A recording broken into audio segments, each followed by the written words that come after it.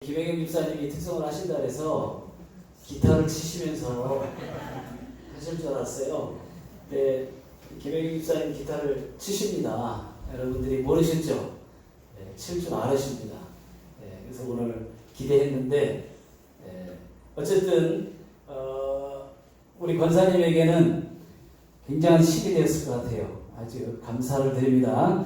자, 오늘 하나님 말씀의 제목은 우월하신 예수님입니다. 히브리서 전체가 예수님의 우월성을 강조하고 있습니다. 선지자보다도 천사보다도 아브라함보다도 모세보다도 또 여호수아보다 아론보다 성소보다 여러분 많은 사람들은 히브리서 하면은 히브리서 11장 믿음장을 제일 중요하게 생각하고 11장만을 강조하는데 여러분 히브리서 전체의 내용은 그렇지가 않습니다.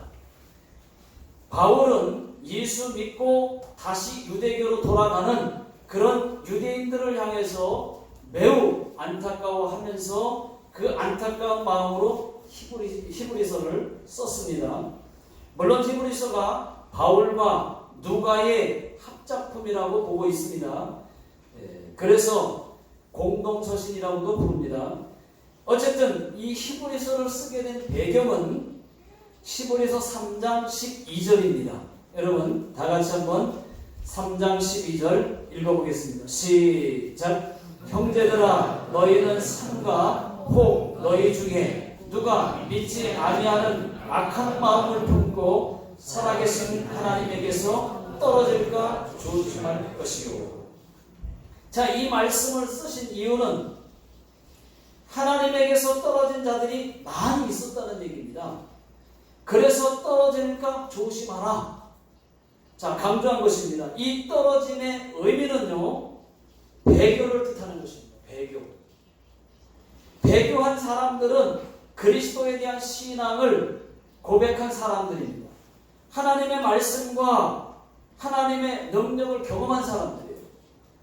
그렇게 하고도 다시 유대교로 돌아간 유대인들입니다. 그래서 그 사도 바울이 정말 안타까운 심정으로 히브리서를 쓴 것입니다. 자, 그러면 이제 예수님의 우월성을 하나씩 여러분 성경을 보시면서 말씀을 드리겠습니다. 자, 첫 번째가 선지자입니다. 예수님이 선지자보다 우월하다는 것을 강조하고 있습니다. 자, 히브리서 1장 1절을 보게 되면 자, 한번 읽어보겠습니다. 시작. 옛적의 선지자들을 통하여 여러 부분과 여러 모양으로 우리 조상들에게 말씀하신 하나님이. 자, 여기서 옛적에는 다시 말하면 구약에서는 그런 말입니다. 하나님이 선지자를 통해서 말씀을 하셨어요. 그렇지만 2절 다 같이 한번 읽어보겠습니다. 시작. 이 모든 날 마지막에는 아들을 통하여 우리에게 말씀하셨으니. 이제는 아닙니다. 여러분 구약시대에는 선지자를 통해서 하나님이 말씀하셨다면 지금은 하나님의 아들 예수를 통하여 말씀하고 있다고 말합니다. 여러분 2절을 더 읽어보시면 2절 더 읽겠습니다. 이어서 시작. 이 아들을 만유의 상속자로 세우시고 또 그로 말미암아 모든 세계를 지으셨느니라. 그 예수님이 만유의 상속자이시고 모든 세계를 지으신 창조주라고 하는 것을 여러분 강조하고 있습니다. 믿습니까? 네. 이때 당시에는 선지자들을 많이 무대를 했어요. 그래서 예수님보다 선지자를 더 높게 평가를 했습니다. 그래서 유대계 그리스도인들에게 예수님의 선지자들보다 더 우월하다고 하는 것을 알려줄 필요가 있었습니다. 우리는 당연히 예수님이 당연히 선지자보다 예수님이 더 우월하다 이렇게 알고 있지만은 저들은 잘 몰랐어요. 그때는 예수님이 십자가에 죽었다고 죽었고 다시 부활하셨고 하나님의 아들이 맞는가? 이거를 잘 확신하지 못했어요. 그러다 보니까 예수를 믿긴 믿었는데 이 믿었던 유대인들이 다시 확신이 안 서니까 다시 유대교로 돌아가게 되는, 그러니까 선지자를 예수님보다 더 우월하게 생각하고 그 다음 천사들을 더 예수님보다 우월하게 생각하고 이렇게 하다가 흔들려서 결국은 다시 유대교로 돌아가는 그러한 일들이 많이 있었습니다. 그때 배경으로는 그렇습니다. 자, 그 다음은 이제 천사예요. 천사. 선지자보다 우월하다. 그 다음은 천사입니다. 천사. 예수님이 천사보다 우월하다고 하는 것을 강조하고 있습니다. 이때 당시에는 천사 숭배 사상이 참 많았습니다. 천사를 영적 존재로 봤습니다. 하나님 다음으로 경외할 대상으로 봤습니다. 그 이유는 하나님의 중요한 그 전달을 천사가 한다고 해서, 여러분, 그래서 천사를 대단히 높게 보았습니다. 그래서 바울은 이렇게 말합니다. 야, 너희들이 천사들을 아주 높게 평가하는데 그렇지 않아. 천사들은 그냥 심부름꾼이야. 천사가 뭐가 그렇게 대단하냐? 이렇게 예수님의 우월성을 강조하고 있습니다. 여러분, 히브리서 1장 5절을 한번 읽어보겠습니다. 시작. 하나님께서 어느 때에 천사 중 누구에게 너는 내 아들이라 오늘 내가 너를 낳았다 하셨으며 또다시 나는 그에게 아버지가 되고 그는 내게 아들이 되리라 하셨느냐. 자, 하나님이 언제 어떤 천사에게 너는 내 아들이다 이렇게 말한 적이 있었느냐는 것입니다. 없다는 거예요. 여러분, 또 13절 보시면은 1장 13절 시작. 어느 때에 천사 중 누구에게 내가 네 원수로 네 발등상이 되게 하기까지 너는 내 우편에 앉아있으라 하셨느냐. 여기서도 너는 내 우편에 앉아있으라 이렇게 말한 분은 예수님 한 분밖에는 없습니다. 하나님 보좌 우편에 앉으신 분은 하나님밖에 없어요. 그런데 어느 천사에게 언제 네가 내 우편에, 천사에게 내 우편에 앉아있어라 이렇게 말한 적이 있느냐는 것입니다. 없다는 거예요. 없다는 거예요. 단 한 번도 없다는 겁니다. 늘 천사들이 하나님 옆에서 늘 있으면서 순종하고 있었지만은 너 올라와서 잠깐 여기 앉아봐 이렇게 말한 적이 한 번도 없다는 것입니다. 주님만이 하나님 보좌 우편에 앉아 있다는 것을 여러분 믿으시기 바랍니다. 네. 자, 14절을 또 보십시오. 14절 다 같이 읽어보겠습니다. 시작. 모든 천사들은 섬기는 력으로서 구원받을 상속자들을 위하여 섬기라고 보내시기 아니냐. 예, 여러분, 맞습니다. 여러분, 모든 천사들은 그냥 섬기는 영, 우리에게 심부름꾼입니다. 천사가 대단한 게 아니에요. 그런데 그때 당시에는 천사를 대단하게 높게, 예수님보다 더 우월하게 생각을 했기 때문에 히브리서가 쓰여진 거예요. 여러분, 섬기는 영입니다. 그냥 심부름꾼입니다. 천사는. 천사들은 우리를 도우라고 보내심을 받은 자들입니다. 천사가 위대한 것이 아니에요. 저와 여러분들이 하나님께는 더 존귀합니다.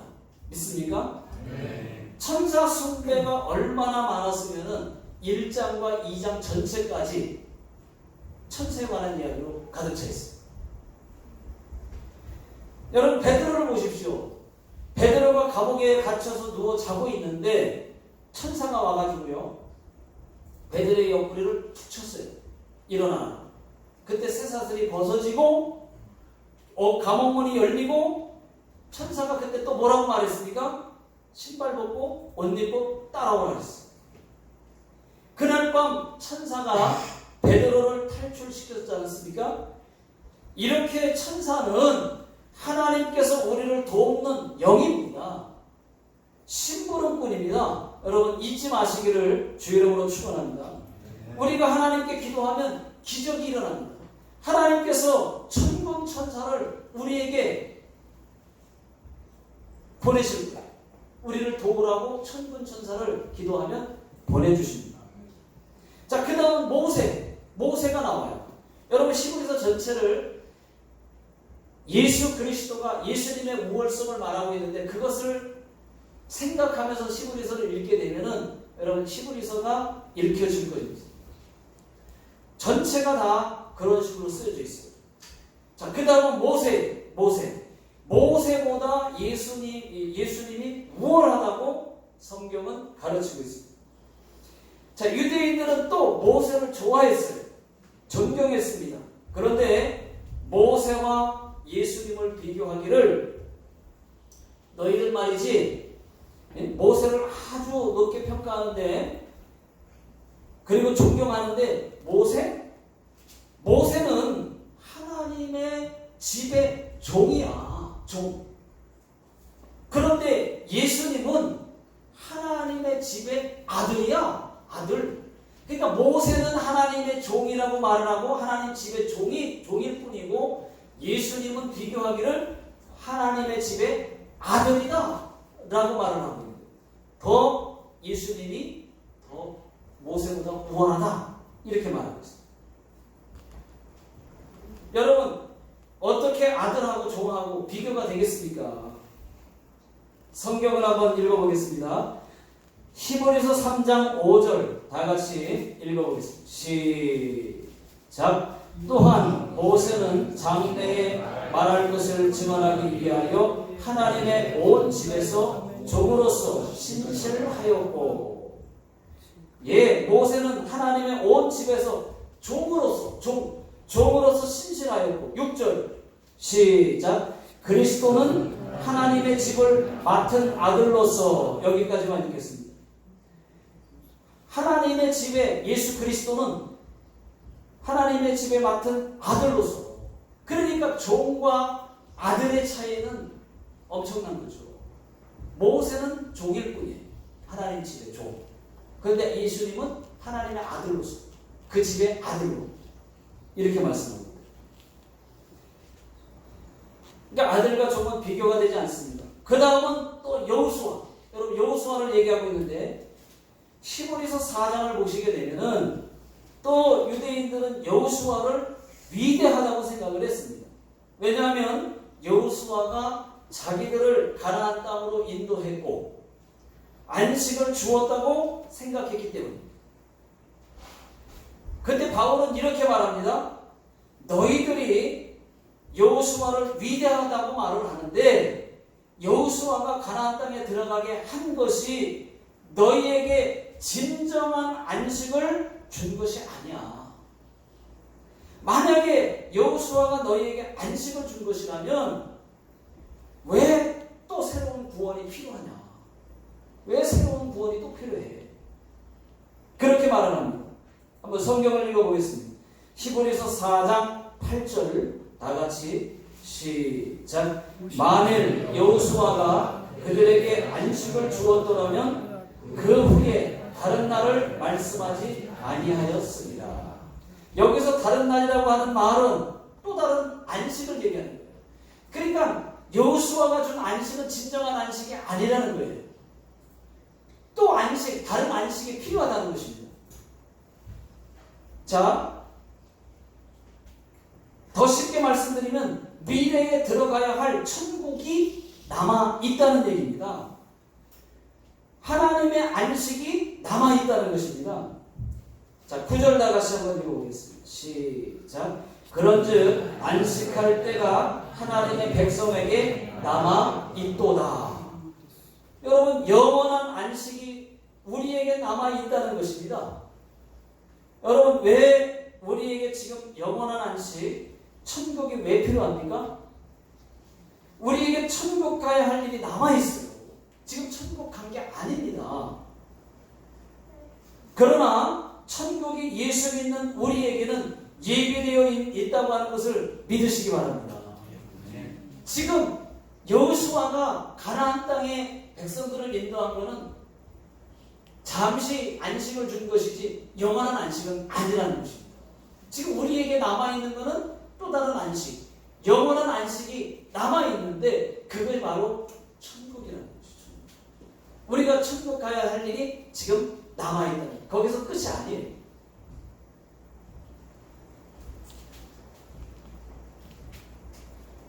자, 우리에게 영원한 안식을 주시는 분은, 천국으로 인도하실 분은 오직 예수님 한 분밖에는 없는 줄로 믿습니다. 그래서 예수님이 우월하다, 여호수아보다 우월하다, 이렇게 말하는 거죠.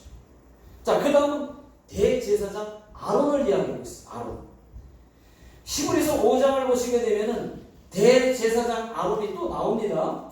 중간에 아브라함도 또 나오기 때문에 같이 나와요. 아브라함도 7장까지 쭉 나옵니다. 자, 그래서 아론과 아브라함을 함께 말씀을 드리겠습니다.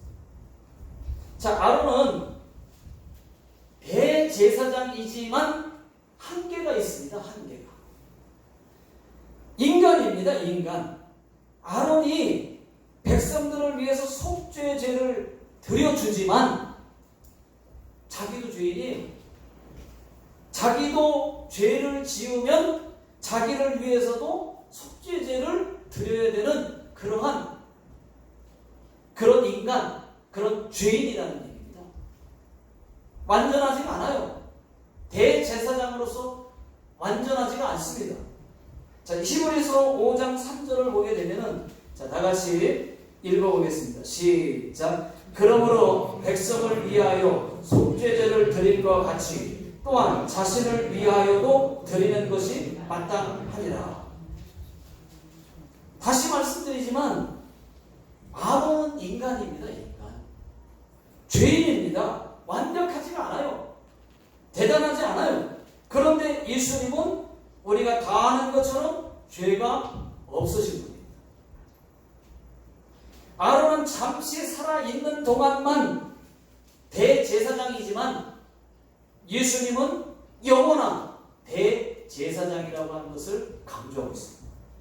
자, 6절 그리고 8절, 9절, 10절 다 같이 한번 읽어보겠습니다. 시작. 또한 이와 같이 다른 데서 말씀하실 때 내가 영원히 멜기세덱의 반차를 따르는 제사장이라 하였으니 그가 아들이면서도 받으신 고난으로 순종함을 배워서 온전하게 되셨은즉 자기에게 순종하는 모든 자에게 영원한 구원의 근원이 되시고 하나님께 멜기세덱의 반차를 따른 대제사장이라 칭하심을 받으셨느니라. 여러분, 그렇습니다. 우리 예수님은 인간 제사장이 아니고 하나님의 영의 제사장이신 멜기세덱의 반차를 쫓아된 대제사장이십니다. 아론은 매년마다 동물 제사를 드려야 되지만 예수님은 단번에 자신을 드림으로 해서 이제는 또 드릴 필요가 없다고 하는 것을 말씀하고 있습니다. 영원한 완벽한 것이죠. 아론은 매번 제사를 계속 매년마다 드려야 돼요. 그런데 예수님은 한 번에 자신을 드려서 끝. 완전히 해결하셨어요. 다시는 그런 제사를 드리지 않아도 되게끔 만들었어요. 히브리서 7장 27절 다 같이 읽어보겠습니다. 시작. 그는 저 대제사장들이 먼저 자기 죄를 위하고 다음에 백성의 죄를 위하여 날마다 제사 드리는 것과 같이 할 필요가 없으니 이는 그가 단번에 자기를 드려 이루셨습니다. 여러분, 지금은 구약처럼 안 해도 됩니다. 지금은 예수님께서 직접 우리의 죄를 위해서 십자가에 죽어주심으로 우리의 죄가 깨끗이 씻음을 받았습니다. 이제는 구약의 제사장 없이, 짐승의 피 흘림 없이, 피 제사 없이 직접 하나님, 우리가 하나님께 죄 용서해 달라고 직접 회개할 수가 있습니다. 그러니까 여러분, 아론은 인간 제사장이에요. 완벽하지 않아요. 그러니까 아론보다 예수님이 영원하신 대제사장으로서 위대하다, 이렇게 말하고 있습니다. 또 아브라함도 나오는데요. 아브라함보다 아주 높게 너희들이 평가를 하는데, 바울은 이렇게 말을 합니다. 너희 조상 아브라함도 멜기세덱에게 절을 하고 11조를 바치지 않느냐. 멜기세덱이 아브라함을 그리고 축복하지 않느냐. 그렇게 강조를 합니다. 자, 히브리서 7장 6절 한번 읽어보겠습니다. 시작. 매일 족보에 들지 아니한 멜기세덱은 아브라함에게서 10분의 1을 취하고 약속받은 그를 위하여 복을 빌었나니. 자, 그 다음에 7장 4절을 읽어보겠습니다. 시작. 이 사람이 얼마나 높은가 생각해보라. 조상 아브라함도 노량물 중 10분의 1을 그에게 주었느니라. 자, 이 말씀은요, 이런 뜻이에요. 야, 봐봐. 낮은 자가 높은 자에게 경배하는 것 아니냐. 아브라함이 멜기세덱에게 절을 하지 않았느냐. 11조를 바치지 않았느냐. 높은 자에게 바치지 않느냐. 너희가 높게 여기는 그 아브라함이 바치지 않았느냐. 그가 아브라함을 멜기세덱이 축복하지 않았느냐. 누가 더 높으냐. 그런데 예수님은 멜기세덱의 반차를 쫓아낸 영원한 대제사장이 아니냐. 그러니까 누가 더 높은 거냐, 누가 더 우월하냐, 그런 뜻으로 말씀하고 있습니다.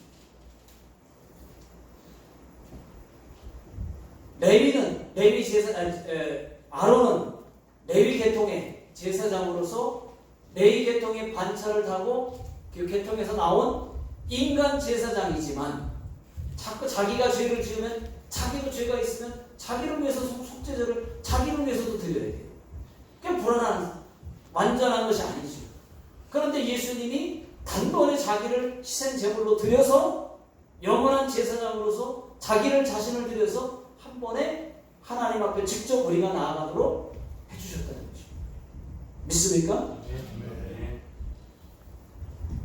또 이스라엘 사람들이 중요하게 여기는 것이 성전 아닙니까? 여러분, 성전.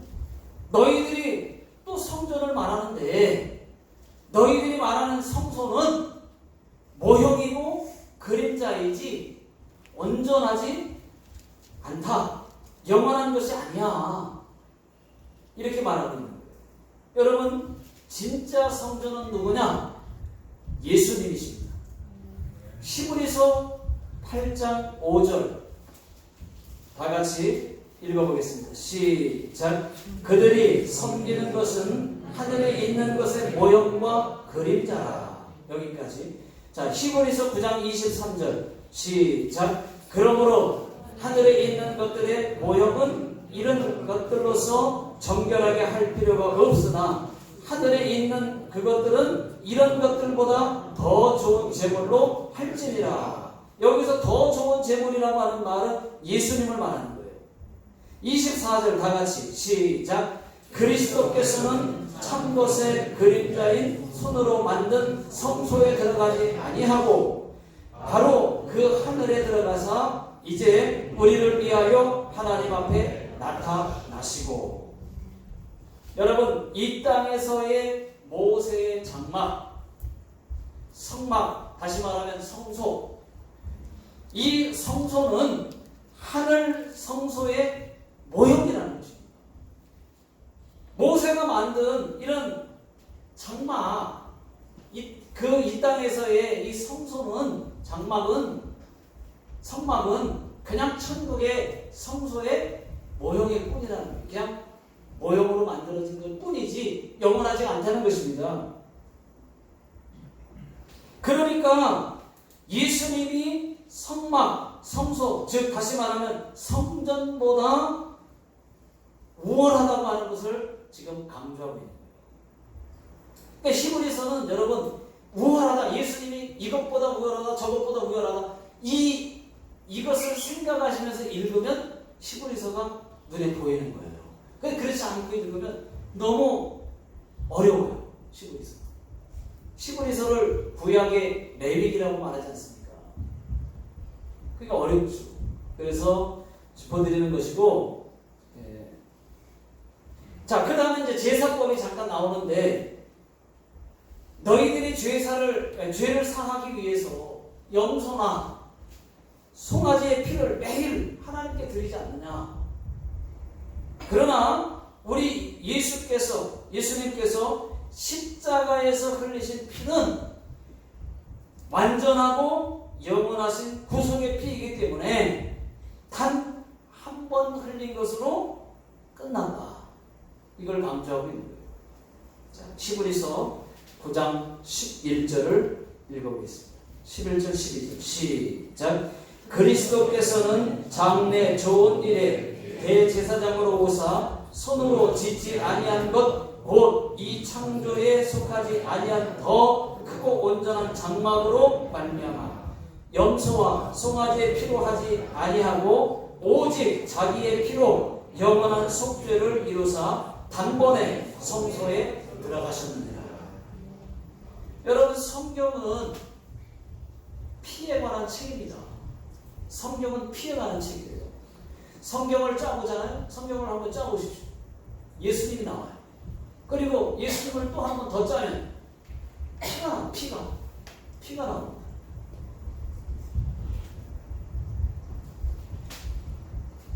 예수의 피, 여러분, 바울은 구약의 동물의 피와 예수 그리스도의 피를 대조하면서 예수님의 피는 언약이고 용서고 구원의 의미를 담고 있습니다. 그렇게 강조하고 있는 것이죠. 자, 그 다음 이제 마지막으로 여러분, 예수 믿던 이 유대인들이 왜 예수를 믿다가 유대교로 돌아갔느냐는 것입니다. 이때 당시에 이들은요, 임박한 종말론을 가지고 있었습니다. 임박한 종말론. 그래서 예수님이 빨리 올 줄 알았어요. 근데 예수님이 빨리 오지는 않는 거예요. 그런데다가 고난이 자꾸 고난만 길어지니까 결국은 끝까지 인내하지 못하고 다시 유대교로 돌아간 것입니다. 그래서 바울이 강조하기를 그리스도는 반드시 오신다. 반드시 오신다. 그리스도가 오실 때까지 너희가 모이기를 피하지 말라 라고 말씀하고 있습니다. 왜 모이기를 피하지 말라고 강조했을까요? 안 모이니까. 다 도망갔으니까. 모였으면 좋겠는데 습관처럼 말이죠. 안 모이니까. 여러분 시므리서 10장 25절을 다 같이 읽어보겠습니다. 시므리서 10장 25절 시작. 모이기를 패하는 어떤 사람들의 습관과 같이 하지 말고 오직 권하여 그날이 가까움을 볼수록 더욱 그리하자. 모이기를 패하지 말라고 강조를 하고 있습니다. 그리고 11장은 믿음장이고 여러분 아시죠? 11장은 넘기고 12장을 보시면 너희가 징계를 받고 있는데 징계는 다 받는 거다. 징계가 없으면 사생자이고 신하들이 아니라고 강조를 하고 있습니다. 자, 말씀을 한번 읽어보겠습니다. 히브리서 12장 8절 시작. 징계는 다 받는 것이거늘 너희에게 없으면 사생자요 신하들이 아니니라. 여러분 이제 말씀을 뵙겠습니다. 지금이 마지막 시대예요. 마지막 시대. 그날이 가까움을 볼수록 이라고 말씀했어요. 예수님이 다시 오실 날이 가까울수록 방법을 하나 가르쳐주고 있어요. 모이기를 폐하지 말라는 것입니다. 그래서 그들이 결국은 인내하지 못하고 유대인들이 예수 믿던 유대인들이 다시 유대교로 돌아가는 것이 모이기를 폐했어요. 모이기를 폐하지 말라고 그래서 강조하고 있습니다. 여러분, 모이는 일을 폐하는 사람 되지 말라고 하는 것입니다. 이제는 못 모이는 사람 되지 말고 안 모이는 사람 되지 말고 더 잘 모여서 하나님께 점수도 따고 하나님의 복된 사람들 되시기를 주의 이름으로 축원합니다. 기도하겠습니다. 하나님 아버지, 지금은 마지막 시대입니다. 마지막 때에 모이기를 신성하고 모이기를 폐하지 말라고 강조하고 있습니다. 아버지, 우리는 끝까지 인내하고 주님 오시는 그날까지 열심히 모이는 자들이 되어서 하나님을 기쁘시게 하고 모여서 기도하고 모여서 예배하고 찬송하는 저희들 모두가 되게 하여 주시옵소서. 지금은 우리 주 예수 그리스도의 은혜와 하나님 아버지의 극진하신 사랑하심과 성령님의 역사하심이 이제 하나님의 말씀대로 하나님의 뜻대로 모이기를 힘쓰고자 다짐하고 돌아가는 모든 성도님들 머리 위에, 또 가정과 직장과 사업장 위에, 또 자녀들 머리 위에, 이 나라 이 민족 위에 지금으로부터 영원토록 함께 하시기를 예수님의 이름으로 간절히 축원하옵나이다. 아멘.